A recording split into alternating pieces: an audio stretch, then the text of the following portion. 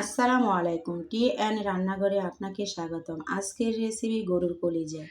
এখানে আমি তেল দিয়ে দিয়েছি, পেঁয়াজ কুচি দিয়ে দিয়েছি, তেজপাতা দিয়ে দিয়েছি, খাল দিয়ে দিয়েছি, পরিমাণ মতো লবণ দিয়ে দিয়েছি। এখন আদা রসুন একসাথে বেটে দিয়ে দিয়েছি, জিরা গোটা একসাথে বেটে দিয়ে দিয়েছি। এখন আমি ভালো করে নেড়ে ছেড়ে ভেজে নিব। ভেজে নেওয়ার পরে আমি একটু পানি দিয়ে ধনিয়া গুঁড়া দিয়ে দিব। ধনিয়া গুঁড়া দিয়ে নেড়ে চেড়ে নিব। তারপর আমি পরিমাণ মতো হলুদের গুঁড়া দিয়ে দিব। হলুদের গুঁড়া দিয়ে আবারও ভালো করে নেড়ে চেড়ে কষিয়ে নিব। তারপর আমি মরিচের গুঁড়া দিয়ে দিব। মরিচের গুঁড়া দিয়ে আমি আবারও ভালো করে নেড়ে চেড়ে কষিয়ে নিব। এখন আমি টমেটো বাটা দিয়ে দিয়েছি। টমেটো বাটা দিয়ে আমি ভালো করে কষিয়ে তারপর কলিজাটুকু দিয়ে দিব। কলিজাটুকু ভালো করে নেড়ে চেড়ে কষিয়ে নিব।